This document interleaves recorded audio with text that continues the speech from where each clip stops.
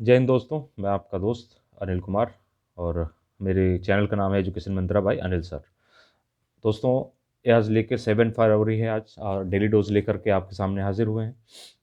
Daily जितने भी important question बनते हैं पूरे दिन में, और अगर कुछ अलग भी अगर इम्पोर्टेंट क्वेश्चन है तो उनको भी हम साथ में ले लेते हैं। ज़रूरी नहीं है कि अगर कोई भी ऐसा क्वेश्चन अगर छूट भी गया है या लगता है कि इम्पोर्टेंट है हमारे एग्जामिनेशन के लिए, आपके एग्जामिनेशन के लिए, तो हम उसको ले लेते हैं इसके अंदर।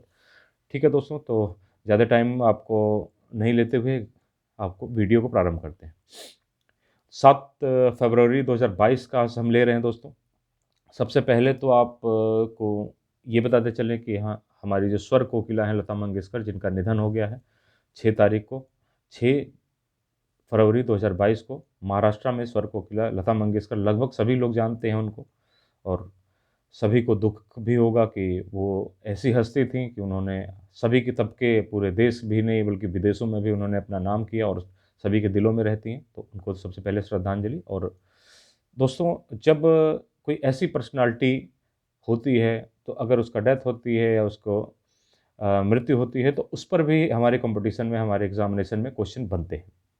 इस चीज़ को भी हम साथ में कवर करेंगे और एक तरीके से उनको एक बार और याद करने का मौका है आपको। आप एक बार याद कर सकते हैं उनको फिर से। ठीक है दोस्तों, तो सबसे पहले बात, 6 फरवरी 2022 को उनका निधन हो गया महाराष्ट्र में। वह 92 वर्ष की अवस्था, उनकी अवस्था जो थी 92 वर्ष की अवस्था थी, 92 वर्ष ईयर ओल्ड।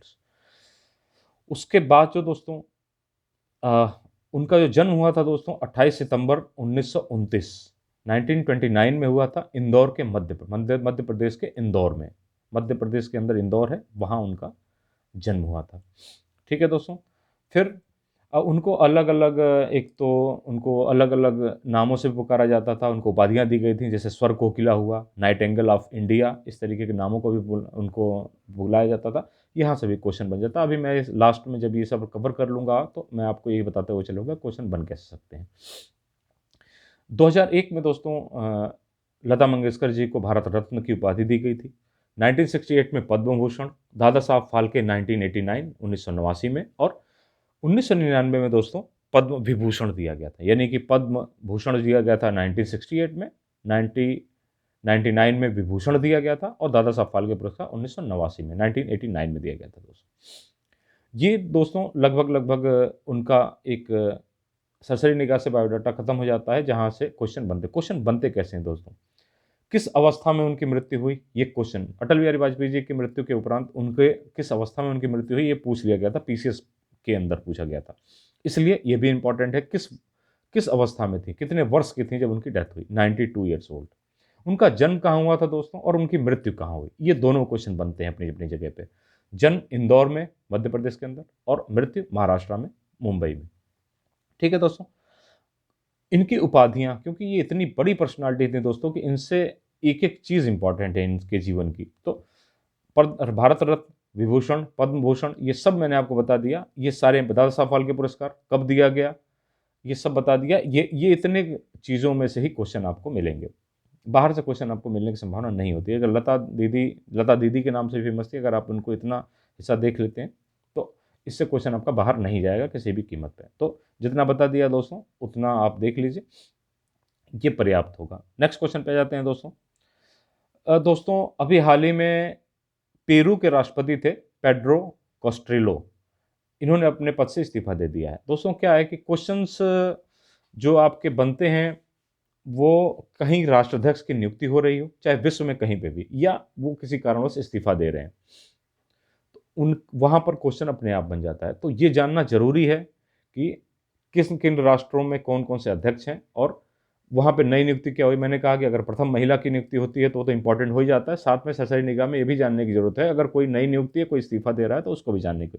तो दोस्तों, पेरू के राष्ट्रपति थे पेड्रो कॉस्टियालो, इन्होंने अपने पद से इस्तीफा दिया है। अब मैंने जैसे आपको वादा किया था दोस्तों कि जो जो क्वेश्चन में किस इस तरीके के आएंगे, और जहाँ मुझे लगेगा कि ये इंपॉर्टेंट है देश में, उसको मैप पे भी आपको दिखाते हुए कोशिश करूँगा चलने की, जो संसाधन हमारे पास हैं। तो आइए आज आपको पेरू लेके चलते हैं। पेरू में आपको दिखाएंगे, वहाँ की राजधानी के बारे में बताएंगे। तो दोस्तों, ये देखिए दोस्तों, अगर आप को दिखाई दे रहा होगा तो ये रहा पेरू। पेरू, इसकी राजधानी दोस्तों लीमा है। ये देखिए लीमा, इसकी राजधानी लीमा है दोस्तों। मैं आपको और थोड़ा नज़दीक से दिखाने की कोशिश करता हूँ, अगर थोड़ा बहुत प्रॉब्लम हो रही होगी तो। दोस्तों ये आप देखेंगे इसके अगल बगल के बोल्विया है, और सबसे बड़ी बात है दोस्तों कि ये देखिए ब्राज़ील, ब्राज़ील है। ये दोस्तों साउथ अमेरिका का जो है ये राष्ट्र है, साउथ अमेरिका के महाद्वीप के अंदर आते हैं। पेरू, ब्राज़ील, पेरू की राजधानी लीमा है दोस्तों। और आप ये ध्यान रखना पड़ेगा थोड़ा बहुत कि देखिए ये इक्वाडोर है, ये ब्राज़ील है, इधर आपका बोल्विया, चिली, ये सारे देश इसके आसपास हैं।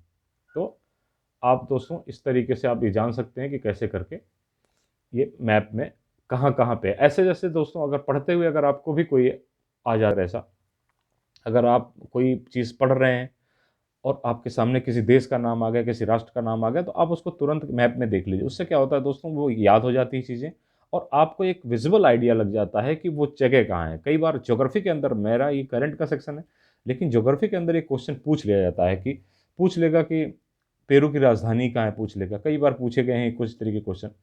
वो पूछ लेगा कि पेरू निम्नलिखित में से किस महाद्वीप के अंतर्गत आता है, north America, south America, Australia या एशिया या यूरोप। तो भी ये आगे एक क्वेश्चन आपका तैयार हो गया, आपको पता है साउथ अमेरिका के अंतर्गत आता है। ऐसे करके दोस्तों ये ज्योग्राफी के अंदर क्वेश्चन बन जाते हैं। वैसे पेरू की जो बाउंड्री है वो किन किन देशों से लगती है, किन किन देशों से नहीं लगती है, ऐसे करके क्वेश्चन दे देता है। अब पता लगा कि ये दे दिया कि पेरू की जो सीमा है वो निम्न किस किन देशों से नहीं लगती है, तो उसमें से 3 दे देगा नहीं लगती, 1 दे देगा लगती है, या 1 दे देगा नहीं लगती है, बाकी 3 देगा जो लगती है। इस तरीके से क्वेश्चन खूब बनते हैं दोस्तों।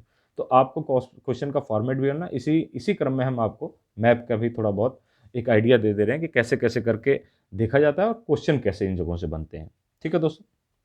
नेक्स्ट क्वेश्चन पे ले लेते हैं। एक इंडिया सुपर लीग है दोस्तों, इंडियन सुपर लीग जो फुटबॉल का एक टूर्नामेंट है, उसके अंतर्गत इतिहास में सर्वाधिक गोल करने वाले जो खिलाड़ी बन गए हैं, सुनील छेत्री हो गए हैं दोस्तों। वो इतिहास में सर्वाधिक, इसके अंदर इंडियन सुपर लीग के अंदर सर्वाधिक गोल करने वाले वो सुनील छेत्री हो गए हैं दोस्तों, खिलाड़ी हो गए हैं सुनील छेत्री। इनका नाम याद रखने की जरूरत है दोस्तों। नेक्स्ट क्वेश्चन पे ले लेते हैं दोस्तों।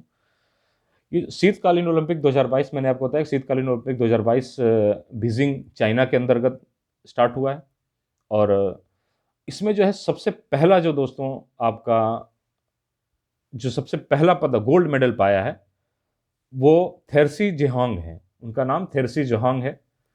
उन्होंने जो है पाया है, थेरसी जोहांग ने दोस्तों। ये नॉर्वे की रहने वाली हैं दोस्तों, नॉर्वे की ये रहने वाली हैं। और इन्होंने पहला जो स्कीइंग स्कीइंग जो है दोस्तों, स्कीइंग करती हैं। मैं कोशिश कर रहा हूं दोस्तों कि वो आपको दिखा सकूं कि कैसे कहाँ पे नॉर्वे है। वैसे नॉर्वे जो है दोस्तों, मैं आपको बता दूं कि नॉर्वे आपका पड़ता है यूरोप के अंदर। यूरोप, स्वीडन, नॉर्वे और ये सारे आसपास पड़ते हैं। थोड़ा सा टाइम ज़्यादा लग रहा है, इसलिए मैं आपको बाद में दिखा दूंगा, लास्ट में हो सकता है जाते हुए दिखा दूं आपको नॉर्वे कि नॉर्वे कहाँ है। लेकिन आप ये ध्यान रखिए दोस्तों कि ये यूरोप के अंदर पड़ता है नॉर्वे। ठीक है दोस्तों? तो इन्होंने पहला गोल्ड मेडल, स्कीइंग एक प्रतियोगिता होती है, स्कीइंग में इन्होंने जीता है। ठीक है दोस्तों? और नेक्स्ट क्वेश्चन पे आ जाते हैं दोस्तों। भारत का सबसे तेज सुपर कंप्यूटर है परम। तो क्वेश्चन यहाँ से ये क्वेश्चन पूछता जरूर है दोस्तों कि सबसे तेज सुपर कंप्यूटर, भारत का सबसे तेज सुपर कंप्यूटर कौन है, तो वो है परम। अब दोस्तों एक क्वेश्चन, नेक्स्ट क्वेश्चन, ये इतना इंपॉर्टेंट है, इससे ज़्यादा और कुछ नहीं पूछेगा। सबसे ज़्यादा सुपर कंप्यूटर, सबसे तेज सुपर कंप्यूटर पूछता है, यही क्वेश्चन पूछता है। बाकी ये अंतर्राष्ट्रीय स्तर पे कौन सा सुपर कंप्यूटर कैसे आता है, वो जैसे जैसे आपको करंट में आएगा मैं आपको बताता चलूंगा। नेक्स्ट क्वेश्चन पे जाते हैं दोस्तों। ऑस्ट्रेलिया के वैज्ञानिकों ने दोस्तों हिमालय से भी, हिमालय इतना बड़ा माउंटेन है हमारा, उससे 3 गुना बड़ा माउंटेन खोज निकाला है। ठीक है दोस्तों? कहाँ के वैज्ञानिकों ने? ऑस्ट्रेलिया के वैज्ञानिकों। ये national university of Australia, national university of Australia के वैज्ञानिक थे।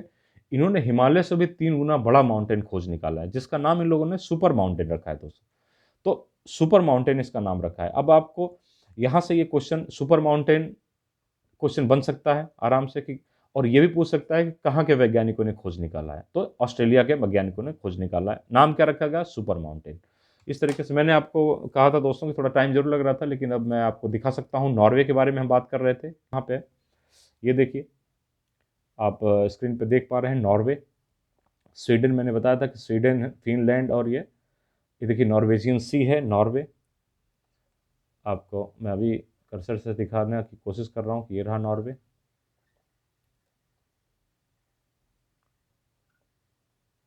नज़दीक आपको दिख रहा होगा नॉर्वे। ठीक है दोस्तों,